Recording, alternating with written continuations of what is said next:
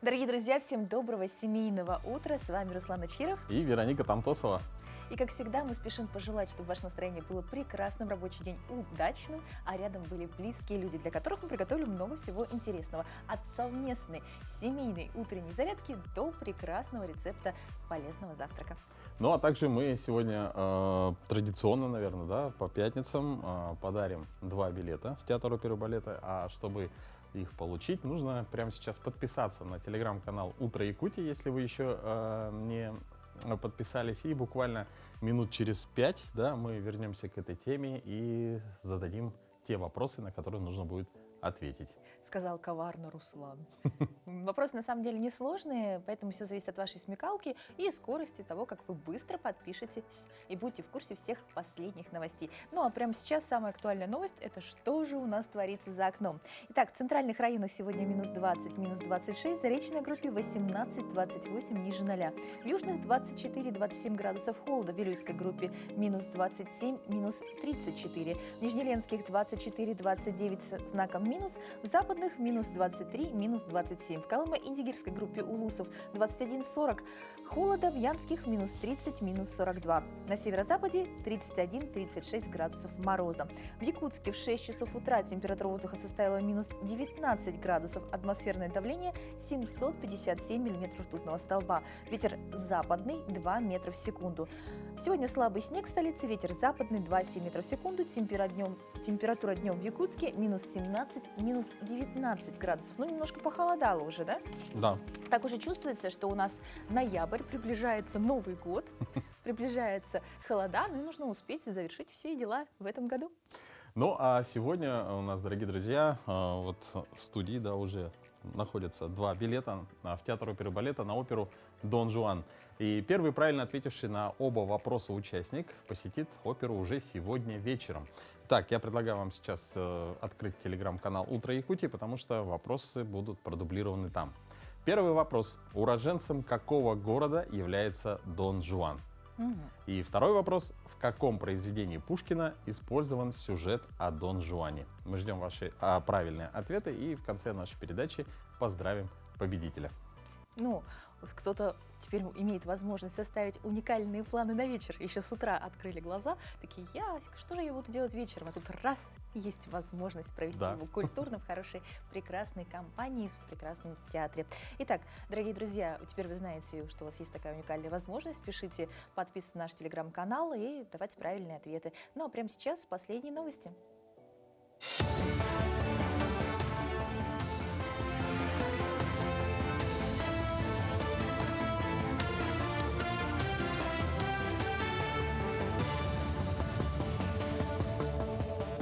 Доброе утро, коллеги! Доброе утро, Якутия! Далее блок новостей. В реабилитационном центре для детей и подростков с ограниченными возможностями здоровья продолжают оказывать помощь членам семей военнослужащих, участников специальной военной операции. На сегодняшний день такую реабилитацию прошло 399 человек, из которых 216 детей и 143 взрослых. После комплексной реабилитации детям составляется специальная программа, по которой родителям оказывается психологическая поддержка, а дети проходят все виды социальной реабилитации. Родительским клубом «Сила семьи» было организовано бесплатное посещение в Государственном цирке на представлении «Земля мамонтов». Также они у нас посетили Якутский государственный объединенный музей истории и культуры народов Севера имени Емельяна Ярославского, где детям с родителями провели экскурсии, а после была проведена беседа и викторина для детей. Но таким образом организовывается их досуг и социально-психологическая реабилитация. Тем временем в Намском Улусе прошла ярмарка вакансий для участников СВО и членов их семей. В ее рамках проведены тренинги и консультации. Участникам СВО рассказали об услугах Центра занятости, провели консультации по вопросам трудоустройства. Работодатели, Пенсионный фонд, Управление социальной защиты, Намская районная больница, Намкоммунтеплоэнерго, Якутлесресурс, Намский педагогический колледж. В этом году 6 участников СВО стояли на учете Центра занятости и 2 члена их семей. 6 из них устроились на работу. И 2 женщины, члены участников СВО, тоже одна из них прошла обучение на младший медицинский персонал через Центр занятости. и тоже обе трудоустроились. Одна открыла свое дело, и одна трудоустроилась тоже. Для участников СВО, членов их семей, для этой категории граждан, они у нас в приоритете. Именно по поиску работы, трудоустройству для них в первую очередь. И профессиональное обучение могут пройти через центр занятости тоже бесплатно. В городе Вилюйске провели жеребьевку по выдаче земельных участков многодетным семьям, инвалидам и семьям, имеющим в своем составе инвалидов, во исполнение Земельного кодекса республики и порядка предоставления земельных участков инвалидам в городе Вилюйске. Выданы земельные участки по 4 кварталам. Это улицы Бородина, Мира, Сосновая, Восточная, Гагарина, Шахова, Михайлова и переулок Кулаковского, также Озерная, Руктахская, Свидерского, Хохочоя. Участки сформированы в конце уже образованных улиц. Таким образом, участки розданы в пределах границ города, что дает возможность быстро подключиться к газу и свету. Мы подготовили 130 участков для многодетных, для инвалидов, для того, чтобы по программе многодетности и по программе инвалидности люди получили земельные участки. И, как вы видите, зал полон. Горожане долго ждали этого момента, потому что некоторые люди встали еще в очередь в 2017 году, поэтому, как видите, очередь долго стоит. Но мы сегодня существенно очередь снизили. И я думаю, для того, чтобы в будущем наше социально-экономическое положение нашего города еще улучшалось, мы сделали еще один к этому большой шаг. Россия – страна со знаком качества. Под таким девизом проводятся мероприятия в Российской Федерации, приуроченные ко Всемирному дню качества. Его в стране отмечают, начиная с 1989 года. В День качества принято благодарить работников и сотрудников различных организаций, которые качественно выполняют свою работу. Традиционно в рамках недели качества проводятся активности по всей стране, выставки, экскурсии по предприятиям, круглые столы, мастер-классы и семинары, где работники повышают уровень своих трудовых навыков. Задача Дня качества – заложить стремление к качественной работе на всех уровнях – в учебе, работе и, более того, спасении жизней. Качество в медицине – это залог обеспечения граждан эффективной, безопасной и доступной медицинской помощью. Руководство Национального центра медицины реализует политику качества с 2021 года. В 2022 году мы первыми в республике получили национальный сертификат качества Росздравнадзора.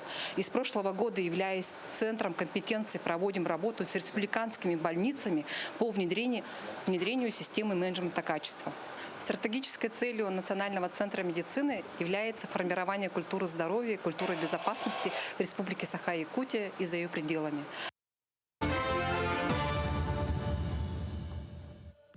Собрать утром вместе всю семью даже на 15 минут может быть совсем непросто. Кто-то опаздывает, кто-то проспал, кто-то просто не хочет. Возьмите на себя роль организатора и создайте новую семейную традицию. Начните с малого, пусть зарядка длится всего 5 минут. А когда все войдут во вкус, постепенно увеличивайте время. Продержитесь так 21 день, и совместная семейная зарядка войдет у вас в привычку. Место, время и правильный настрой – вот что самое главное. Но мы поможем подобрать комплекс упражнений. Доброе утро! Сегодня день начнем мы с разминкой с палочкой для осанки, укрепления спины, мышц, чтобы спинка у нас была ровная и красивая. Как раз это актуально деткам и подростковым периоду. Ванечка, возьмем палочки, начинаем ходить и дышим. Вдох, выдох, вдох, выдох. И на последний вдох, выдох. Ручки наверху оставила и за спинкой пошли. Раз, наверх. 2 наверх. И таких можно 10 повторений сделать. Наверху остановились и на цыпочках пошли, стопочки размяла. Раз, два, три, 4. И раз, два, три, 4. Палочку за спинку Аня завела, молодец. И пошли на пяточках, на пяточках, на пяточках. Носочки наверх. Во, раз, два, три, 4. 3, 2, 1. Сделали вдох. И выдох. Перед собой палочку держим. И как балерина пошла, ножки в стороны пошли. Раз, два, три, 4. И раз, два, три, 4. И последняя на стопы. Это у нас Мишка косолапый. Мишка косолапый как ходит. Во. Раз, два, три, 4. И раз, два, три. Ножки прямо. Положили и корпусом потянулись. 3, 2, 1. Вниз пошли с тобой. Хоп. Максимально. И наверх. Еще раз вниз и наверх. Пошли на правую сторону. Корпусом потянулась. 3, 2, 1. Поднялась. Второй. И третий. В другую сторону, Анечка, пошли в 3, левую. Раз, тянемся, 2, 3, поднялась. На выдохе вдох медленно, выдох. И 3-й раз вдох и выдох. Тем самым мы проснулись с тобой и растянули все тело. А палочку берем за спину. Взяли сзади хватом. Пониже сделай. Давайте помогу. Вот. Одна вниз ушла. И вверх-вниз пошли. Раз, 2, 3, 4. И раз, 2, 3, 4. Ручки поменяли. Поменяла. Во, молодец. И пошли. Раз, 2, 3, 4. Вверх, вниз, вверх, вниз. Хорошо. Поставили ручки. И давай с тобой грудные мышцы растянула. 3, 2, 1. Молодец. В другую сторону. Хоп. 3, 2, 1. Давай пойдем на ноги. Растянули. 3, 2, 1. И другая ножка. Тянемся. 3, 2, 1. И завершаем комплекс на весь корпус тела и на нижний. Пошли. Раз, вправо, влево тянем. Хоп, хоп, хоп. 3, 2, 1. И пошли тазобедренный. Раз, ножками. 2, молодец. 3, 4, 5 и 6. Палочку поставили и немножко разогнали лимфу. Попрыгали. Хоп, хоп, хоп, хоп. Раз, 2, 3, 4. И раз, 2, 3, 4. И вот с таким простым приспособлением можно взять черенок от лопаты и либо от швабры и сделать такой комплекс. Всем хорошего дня, Аня, помаши. В республике с 13 по 22 ноября 2024 года, согласно приказа Министерства здравоохранения Республики Саха-Якутия, проводится декада по профилактике инфекций, передающихся половым путем, под девизом «Безопасный секс. Здоровое поколение». В рамках декады будут проводиться различные мероприятия. Дни открытых дверей, дни здоровья для студентов, семинары, лекции и многое другое. У нас в студии врач-дерматовенеролог стационарного отделения Якутского республиканского кожно-венерологического диспансера Аэлита Никитина. Доброе утро. Доброе утро. Доброе утро. Расскажите нам подробнее о декаде. Что будет входить в нее, когда она будет проходить, где можно обратиться? В республике у нас проводится декада с 13 по 22 ноября 2024 года. Декада проходит под девизом «Безопасный секс. Здоровое поколение». Декада проводится по профилактике инфекций, передаваемых половым путем. Во время декады в рамках будут проводиться различные мероприятия, такие как Дни открытых дверей, Дни здоровья для студентов, семинары, лекции. Декада проводится на основании приказа Министерства здравоохранения Республики Саха-Якутия. А скажите, какие болезни относятся к подобным инфекциям? К инфекциям, передаваемым половым путем, относятся более 20 заболеваний. Основной путь передачи у них половой, поэтому все они относятся к инфекциям, передаваемым половым путем. Это сифилис, гонорея, трихомониаз, хламидиоз, микоплазмоз, аногенитальные бородавки, генитальный герпес, ВИЧ-инфекции и гепатиты. А какая симптоматика у данных инфекций, чтобы предупредить себя, если вдруг есть какие-то подозрения, и обратиться в первую очередь? Есть общие симптомы инфекций, передаваемых половым путем. Это в первую очередь боль, жжение, зуд в области половых органов, различные выделения, гнойные, пенистые, слизистые, с неприятным запахом. Также высыпание в виде пятен, узелков, гнойничков и пузырьков, эрозии может быть. Также болезненные ощущения при половом контакте и чувство тяжести внизу живота, и различные другие симптомы. А есть ли какая-то статистика за прошедшие 9 месяцев этого года? Так, за прошедшие 9 месяцев вообще у нас в России и в республике отмечается рост заболеваемости сифилисом. За последние 9 месяцев в республике было зарегистрировано 141 случай сифилиса. Из них 3 детей, 1 подросток. За аналогичный период в 2023 году было зарегистрировано 146 случаев сифилиса. А также в 2023 году за полный год период было зарегистрировано 190 случаев сифилиса, 428 случаев гонореи, трихомониаза 425, хламидиоза 829, аногенитальные бородавки 93 случая и генитального герпеса 128 случаев. И из них, получается, сифилисом, гонореей и аногенитальными бородавками страдают больше мужчины. А остальные показатели больше для женщин. А профилактические мероприятия какие проводятся и что должен знать каждый человек для профилактики? Так, профилактические мероприятия, конечно же, проводятся. Санитарно-просветительские мероприятия в основном направлены для подростков, для формирования безопасного полового поведения. И есть несколько важных условий, при придерживании которых снижается риск заражения инфекциями, передаваемых половым путем. Это, во-первых, начать половую жизнь в более позднем возрасте, когда человек уже полностью несет ответственность за свое поведение, и снизить количество своих половых партнеров, а также быть верным своему половому партнеру, любимому человеку. В-третьих, использовать различные защитные средства. Главным образом это презервативы. И в-четвертых, можно сказать, отказ от алкоголя, который является причиной вступления в такие случайные связи. И, конечно же, проходить регулярные медицинские осмотры. А насколько регулярно? Регулярно, вообще медицинские осмотры у нас проходят как минимум один раз в год.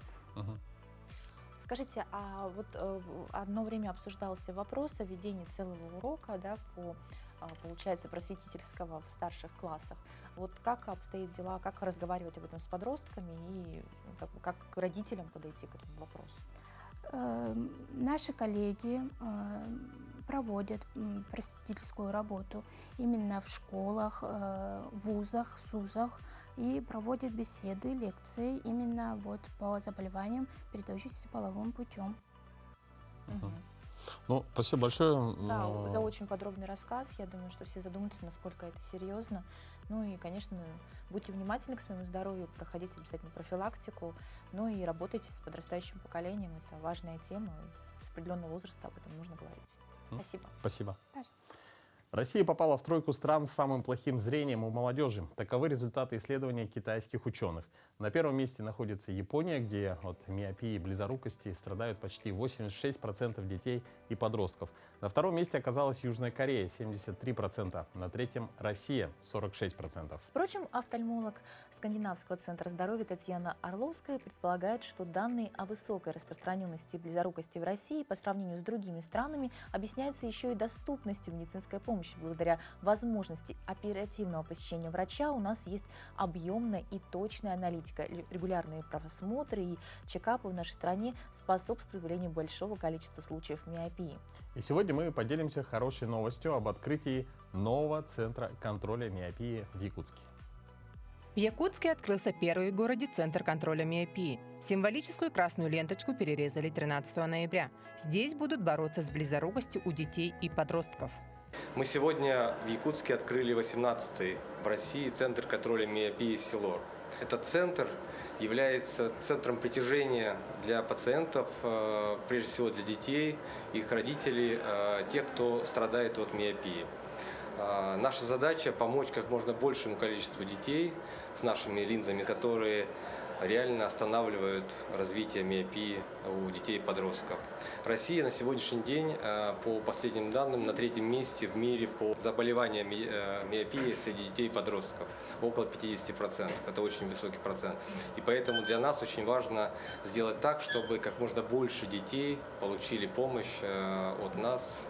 Сегодня миопия или близорукость является одним из наиболее часто встречающихся нарушений зрения. По статистике, по данным Якутской республиканской офтальмологической больницы, в Якутии 79% школьников страдают сниженным зрением и имеют заболевания глаз. При этом увеличились случаи развития глазных патологий. Мое мнение, что чем больше будет клиник, тем лучше. То есть частные клиники, когда развиваются, появляются, это как бы конкуренция на рынке, да, конкурентоспособные становятся, и это стимулирует развиваться всех. И государственные клиники, и частные клиники стремятся развиваться. Вот. А в результате выигрывает пациент. То есть у человека есть выбор. Он может пойти в частную клинику, может пойти в государственную клинику. Когда есть выбор, это всегда хорошо. К тому же у нас близорукость очень распространена, очень много больных близоруких. И если люди будут ответственны, родители будут заниматься детьми и будут вовремя проводить лечение, наблюдение, у них же не всегда есть возможность, к сожалению, попасть в поликлинику, так как они загружены, работают. Вот. В частных клиниках они более гибкие, конечно, они принимают и выходные дни, и в вечернее время, ну и, соответственно, доступность повышается. Конечно же, больше всего радуются открытию центра родители, которые уже начали лечить глаза своих детей. Я являюсь клиентом клиники очень давно, уже, наверное, на протяжении 2 лет. И мне очень нравится, что они открыли центр миопии. Значит, мы будем все заботиться о зрении не только о своем, но и наших детей. Мне очень нравится. Я лично сама здесь пришла где-то, наверное, в 2020 году. И уже в этом году мы начали обследование нашей дочери. Выявили миопию, и мы начали лечение. Также аппаратное лечение проходили в данной клинике. Ну, в принципе, нас все устраивает. Поздравляю с открытием. У команды Центра по контролю миопии глобальная цель – это сохранение и улучшение зрения с детства. Ведь плохое зрение в первую очередь снижает качество жизни, усложняет коммуникацию, может стать причиной травм. Кроме того, ученые установили, что снижение остроты зрения негативно сказывается на состоянии мозга, вызывая его ускоренное старение.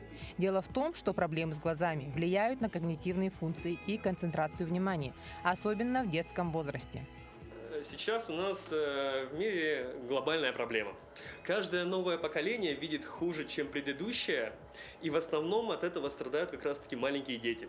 Потому что мы перестали смотреть вдаль, мы часто смотрим в телефоны, в планшеты, в ноутбуки. Да? За счет этого у нас во время роста глаза образуется как раз-таки миопия. Она у детей прогрессирует, и если у вашего ребенка во 2 классе -2, то к 6-му, к 5-му классу у него может уже быть -6. Это очень такая болячка, которую нужно вовремя диагностировать. Соответственно, мой посыл – приходите на диагностику, приходите к нам на чекап. Это занимает 5 минут, и мы скажем, нужна вам полная диагностика или нет. Это важный момент, просто вам найти время 2 раза в год, сходить к офтальмологу. У нас есть и бесплатные эти услуги. Просто прийти и проверить зрение вашему ребенку, потому что он вам не скажет, хорошо он видит, плохо, он просто не понимает. Эта картинка так просто портится потихоньку, и ты сам не замечаешь. Так что мы ждем вас. Зрение является важнейшим из органов чувств. С его помощью мы получаем около 90% информации. Также хорошее зрение положительно влияет на эмоциональное состояние, от которого зависит счастье человека. Аэлита Стручкова, Нюргун Старостин, Якутск. Мне кажется, счастье зависит от многих факторов, да, от настроения, безусловно, очень важно, от здоровья, притом во всех сферах, не только зрение, да, мы очень много информации и на слух воспринимаем, да, и тактильные ощущения, поэтому вообще нужно больше обращать внимание на родных и близких, на их потребности, особенно, конечно, детей, которые пока не могут объяснить, что с ними происходит. А сейчас переходим к приятностям. Еще одной важной вещью для человека является вкус, то есть что мы чувствуем, да, на вкус. И это здорово. Как известно, завтрак – самый важный прием пищи в течение дня, и хорошо бы собираться всей семьей. Нет ничего лучше, чем начать свое утро с полезного и вкусного завтрака, который не только даст вам энергию на весь день, но и поможет хорошо себя чувствовать. Но что же именно следует съесть? Я всегда задаюсь этим вопросом, что приготовить с утра? Позавтракать хорошо бы в течение часа-двух после того, как проснулся. Как быть тем, кто с утра вообще не хочет есть? Самый простой совет – перестать плотно и поздно ужинать. Тогда вместе с вами проснется и аппетит.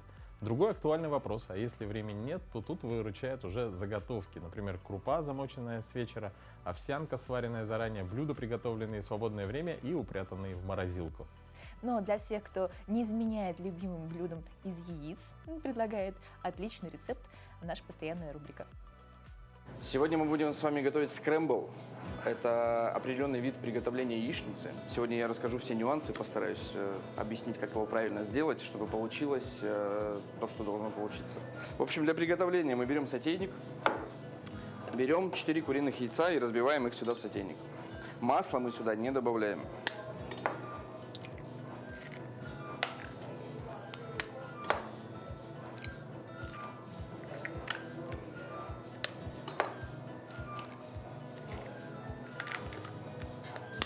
И мы добавим сюда ложечку творожного сыра. Можно заменить на творог, можно вообще обойтись без этого ингредиента, но с творожным сыром получится более лучший вкус и более нежная текстура. Поэтому ложечку творожного сыра сюда добавляем. В чем нюанс приготовления скрэмбла? Скрэмбл готовится на медленном огне и вообще переводится как скоблить. То есть нужно постоянно помешивать нашу массу на низкой температуре. Масло сливочное мы пока не добавляем. Добавим его в середине процесса приготовления. То есть включаем огонь и начинаем постоянно помешивать, пока не получим нужную нам консистенцию. Если есть опасения, что у вас скрэмбл все-таки подгорит, таким методом приготовления можно делать вообще на паровой бане его. То есть ставить сотейник, набирать в сотейник воду, ставить какую-нибудь мисочку железную и в мисочке железной, собственно, разбивать туда яйца и начинать все это дело перемешивать. Тогда температура будет еще меньше. Мы добились нужной консистенции, то есть яйцо у нас начинает скоблиться. Мы начинаем добавлять туда сливочное масло. Обязательно перед добавлением сливочного масла сотейник снимаем с огня.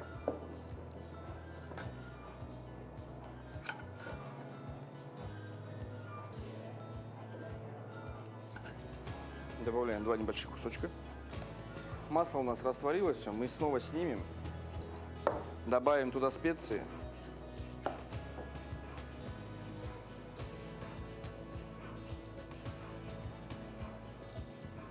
Все, и добьем нужную консистенцию. Отрезаем пару кусочков.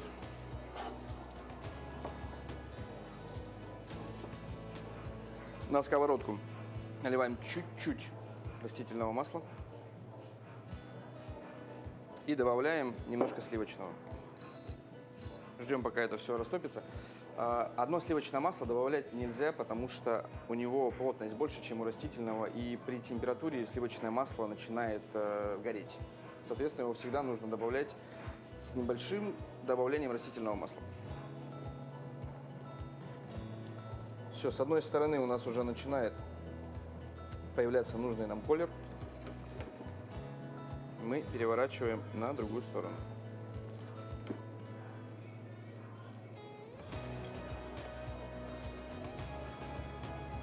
И сверху выкладываем наш скрэмбл.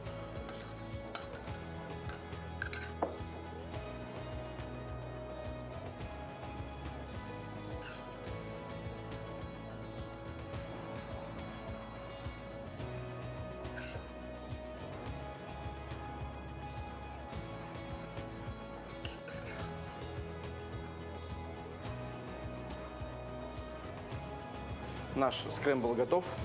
Всем доброго утра и приятного аппетита.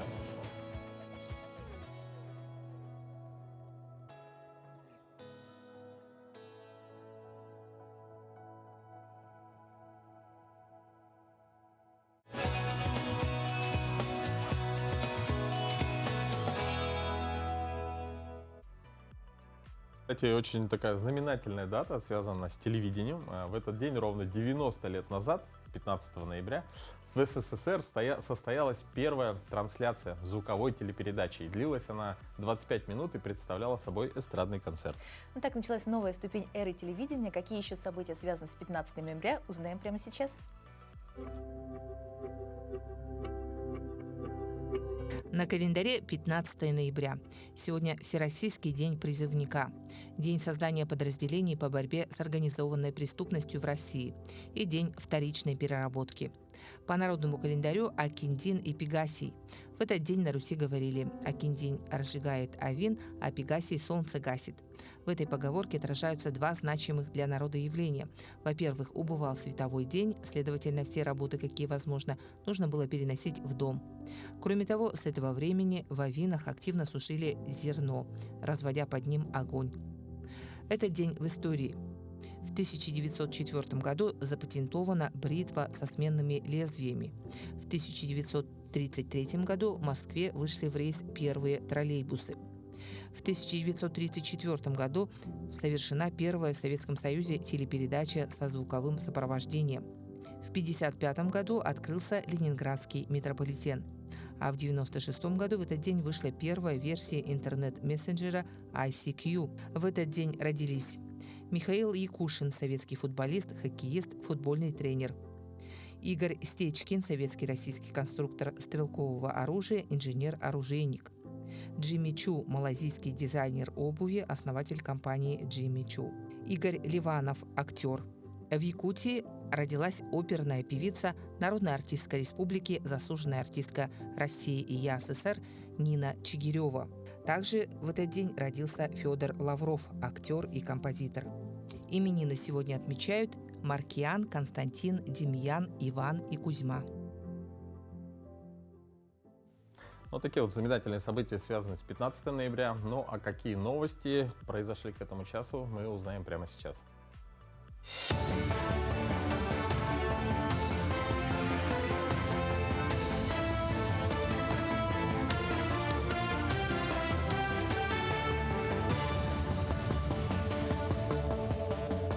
Далее блок новостей. Военнослужащий из Якутии передал Айсену Николаеву захваченный в зоне СВО дрон. Боец с позывным «Чех» прибыл на родину в отпуск. От имени бойцов из Якутии он поблагодарил главу республики за оказываемую военнослужащим помощь. В свою очередь Айсен Николаев поблагодарил бойца за военную службу, самоотверженность и мужество, проявленные при выполнении боевых задач. Участник СВО был мобилизован и служит в бригаде спецназа ГРУ, участвовал в создании полигона беспилотных летательных аппаратов. За выполнение боевых задач в зоне СВО боец награжден медалью Жукова. Ярмарка вакансий для участников СВО стартует в Якутии. Свои вакансии представят крупнейшие компании и предприятия республики. В столице региона ярмарка пройдет в региональном филиале Государственного фонда «Защитники Отечества». Свои вакансии среди крупнейших компаний и предприятий регионов представят ЕТЭК, Арктическая торгово-логистическая компания, Горсвет, Республиканский центр подготовки спортивного резерва, аэропорты Севера, Российская телевизионная и радиовещательная сеть и другие. Всего с начала года в службу занятости республики обратилось более 360 участников СВО и членов их семей, из которых 213 уже трудоустроены.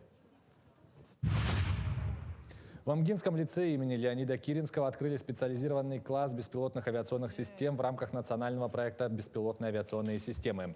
Работа над открытием класса началась еще в прошлом учебном году. По требованию проекта со стороны муниципального района были выделены средства на ремонт здания, также на переподготовку педагогов в городе Хабаровск. На данный момент завершены все ремонтные работы. Приобретено и подходит к концу установка современного оборудования на общую сумму 12 миллионов рублей. Ребята с 4 по 10 классы познакомятся с разновидностями беспилотных авиационных систем, их назначением в современном мире, научатся собирать и разбирать дроны, паять квадрокоптеры, разрабатывать новые конструкции дронов, освоят пилотирование беспилотных летательных аппаратов и многое другое. Оборудование, получается, у нас есть квадрокоптеры двух типов, маленькие и большие. Вот, есть мини, он больше для программирования, а вот большие уже, чтобы научиться летать. Вот так. Еще есть компьютеры новые, их штук 16. В них мы, получается, учимся летать вот на симуляторах. Ну, тут у нас коптеры, как увидели, и компьютеры обновленные. В них установлены специальные приложения для учения управления квадрокоптером. Вопросы производства качественной сельхозпродукции стали главной темой круглого стола, который прошел в Минсельхозе региона. На нем приняли участие руководители перерабатывающих предприятий и студенты АГАТУ. С каждым годом требования к заготовке продукции повышаются. Так, со следующего года в лабораториях будут делать уже более 30 анализов. Кроме этого, будут введены новые ветеринарные требования. Очень интересно, очень хорошо слушают, особенно вот эти школьники. Они очень восприимчивы, и они очень правильно это принимают. Это, правило, будем говорить, правильное питание, да.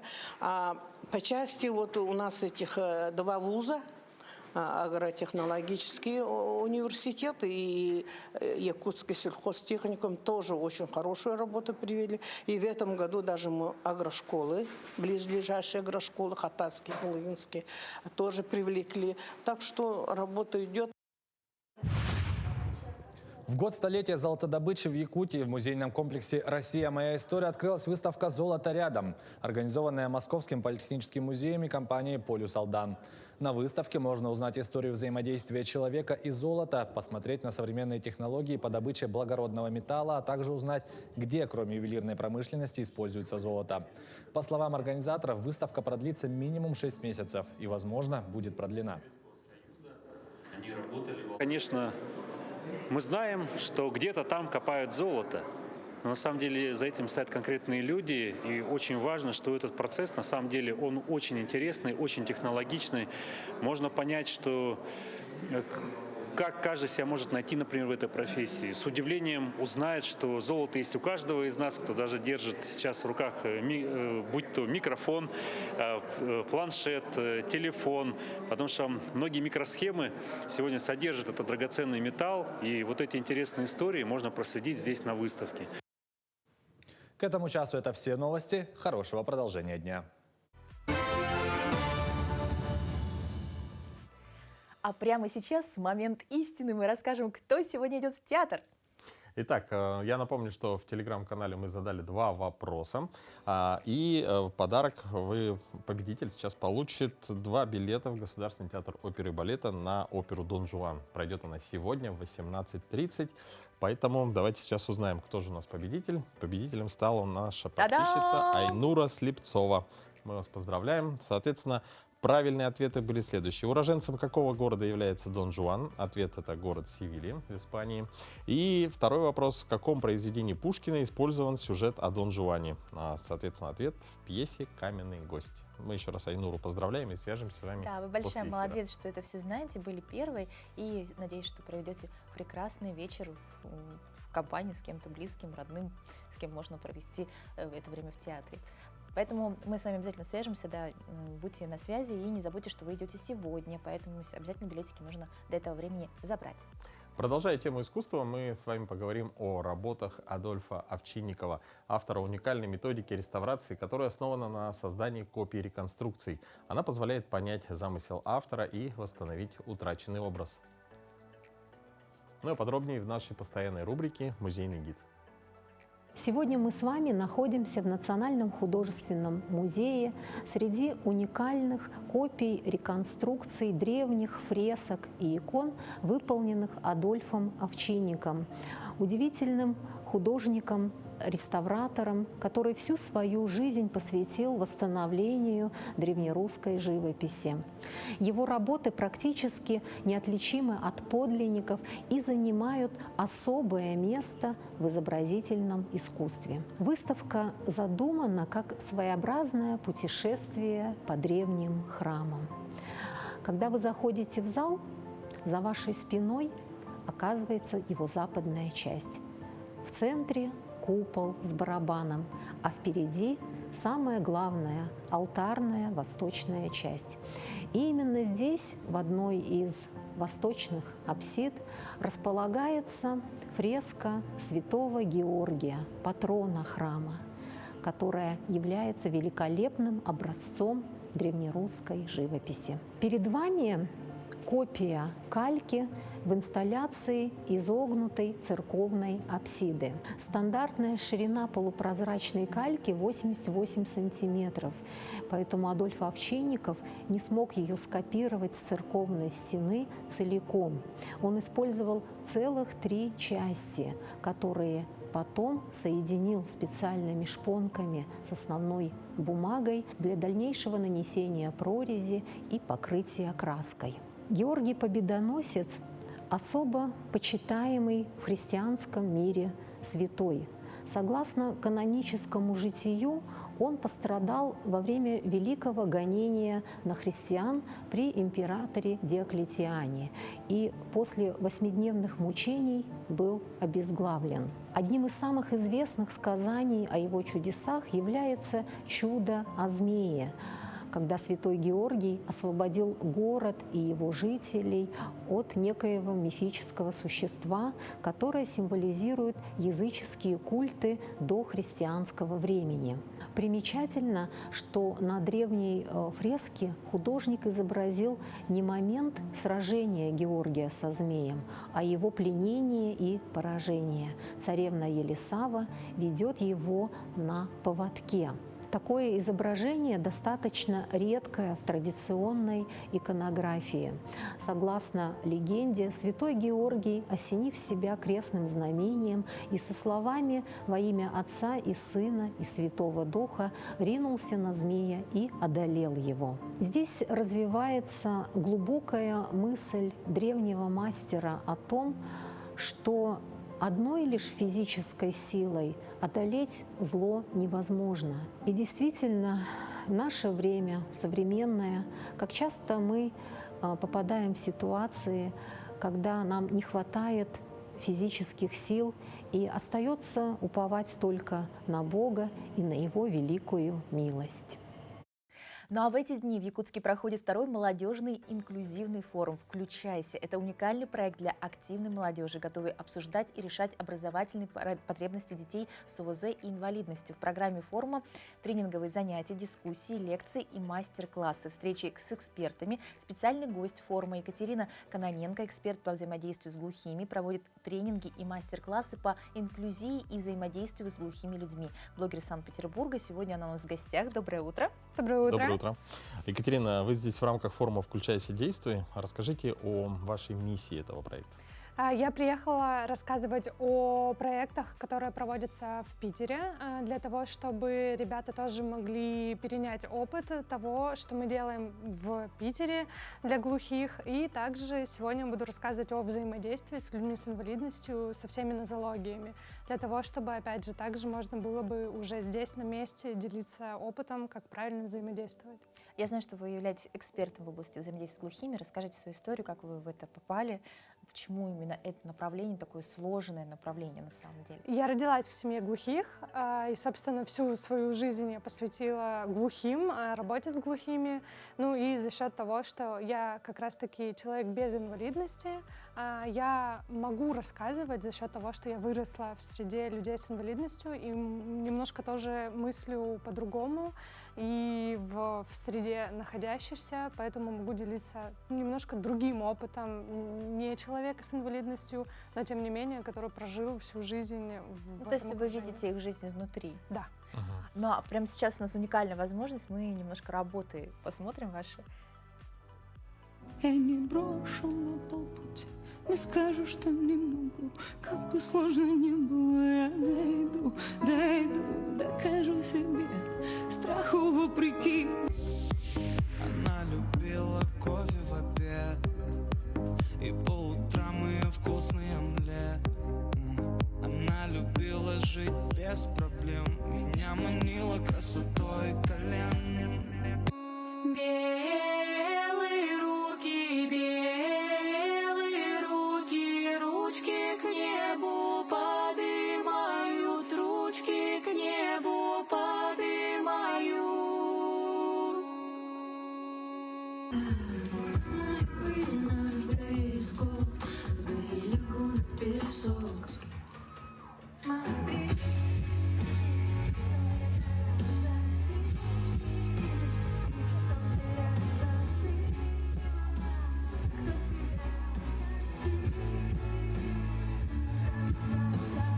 Это потрясающе. Такая театральная еще постановка, получается, воспринимают слова и еще визуальный ряд. И на это накладывается, наверное, какая-то вибрация, да, если громко слушать. Наверное, да. В зависимости от того, на чем слушаешь. Да, это потрясающе вообще. А как вы пришли именно к блогерству? Не знаю. Это вообще постепенно? случайно получилось, на самом деле. Я всегда развивала вообще вот эту вот историю с тем, что я пою, с тем, что надо популяризировать это, чтобы на сцене рядом с артистом стоял переводчик. И так получилось, что я недавно начала снимать уроки, потому что очень много людей писали о том, что они бы хотели учить. Я думаю, ну, ладно, настало время. И вот с того момента, как я начала регулярно это делать, оно все вот такое и взлетело, и вот с того момента я блогер. Но в вашем контенте только музыка или, получается, теперь музыка и уроки, или что-то еще? Может быть, фильмы, не знаю, там... Музыка и уроки, все, на этом хватит. Пока вы решили, что Больше много. времени нет, да. На самом деле там есть видео с песнями, их теперь стало чуть меньше, потому что к этому чуть больше подготовки надо. А у уроков теперь большая часть и истории, все. Типа, вот она моя жизнь, вот она я, вот она я в Якутске. Примерно так. Вот ваши мастер-классы посещают люди, которые взаимодействуют с неслышащими, или есть те, кто приходит для личного опыта? На самом деле очень разные люди. Мы иногда приходим в организацию для того, чтобы... Вот организация, которая собирается брать к себе людей с нарушением слуха, и мы приходим для того, чтобы рассказать им, как им безопасно, правильно. В первую очередь инклюзия — это не когда мы берем человека с инвалидностью и приводим его в организацию, говорим, ну вот она инклюзия. А когда мы готовим со всех сторон, то есть человек с инвалидностью, людей без инвалидности, для их безопасного и комфортного общения. И вот примерно вот так вот проходит мастер-класс, когда мы приходим в организацию какую-нибудь крупную и такие: вы знаете, есть глухие, вы знаете, есть вот так вот, вы знаете, как нельзя говорить или общаться.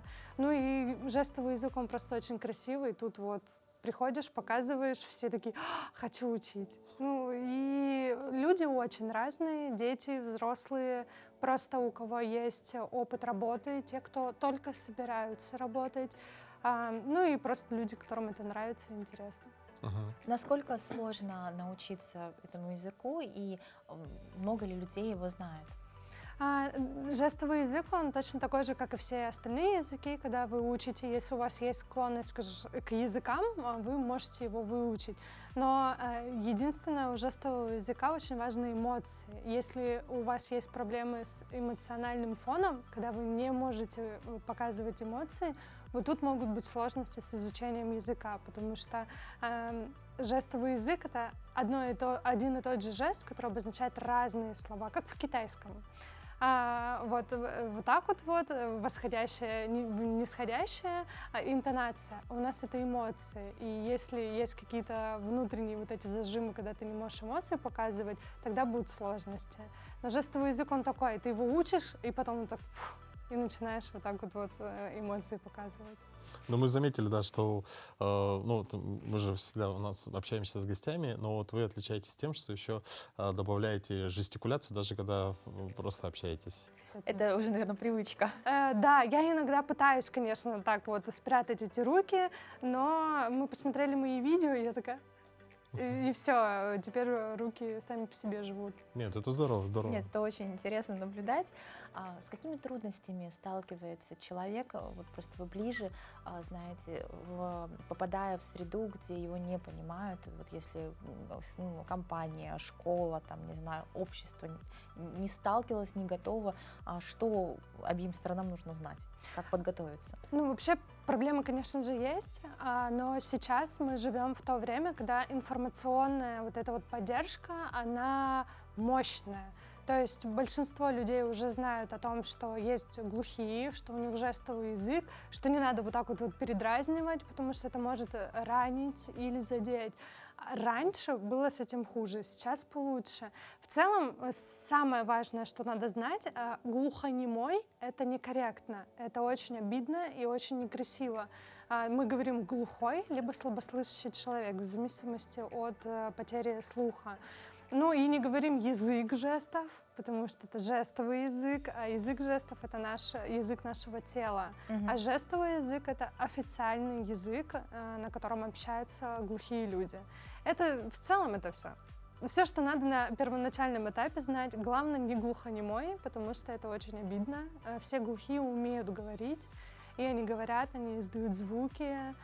И в целом, конечно же, быть готовым к тому, что как представление о том, что если это глухой человек, он тихий. Нет. Жестовый язык, он очень эмоциональный, и, естественно, звуки, они тоже выходят, только у нас это речь, а там это немного звуки за счет того, что жестовый язык — это не равно слово именно русского языка, а звуки, которые равно жест, вот как-то так. Ну, получается, целые слова могут быть даже какие-то выражения. Звуком, да. Ну, как это все сложно, и вроде бы все понятно, но когда не сталкиваешься в повседневной жизни, воспринять это очень тяжело. А как вам удалось донести музыку? Потому что мы смотрим, это потрясающе. На самом деле я хотела вообще заниматься музыкой, но петь для меня это сложно, именно голосом, за счет того, что у меня иногда бывают проблемы с интонацией, и вот это вот все. Ну и в целом петь это не каждому дано. И я подумала, что это же гениально, петь на жестах, никто мне ничего не скажет. И я активно начала развивать эту историю, начала выступать на сцене и популяризировать вот это вот все. Ну и блог, конечно, потому что в целом жестовый язык, чтобы показать, что жестовый язык — это не только сложно, что это не только просто про общение, а он многогранный, он красивый, и можно даже увидеть музыку с помощью жестов, потому что мы передаем, допустим, если артист, он поет высокую ноту, мы тоже ее высоко показываем. И я не просто проговорила слово, а я его точно так же пропела, точно так же показала всю красоту и мощность этого голоса только через руки. Здорово. Потрясающе. Ну, это очень хороший такой инструмент, да, чтобы донести именно даже до подрастающего поколения, до молодежи. Да. Поэтому, Екатерина, вам большое спасибо за вашу деятельность и желаем вам успехов. И мы теперь точно знаем, какой блог будем смотреть. Ну, а прямо сейчас, дорогие друзья, у нас музыкально завершаем эфир. Ну и будем надеяться, что скоро у нас появится возможность показать эту музыку и жестами.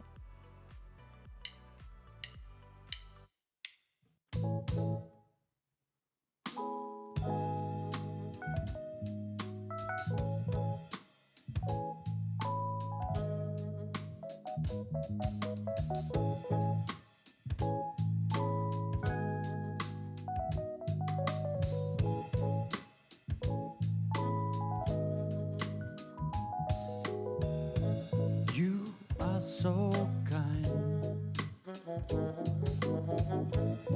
You are so dear.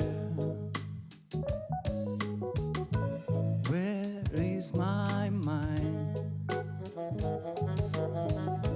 'Cause you are near. Near like a heart. Near like a God. I'll never stop this life above.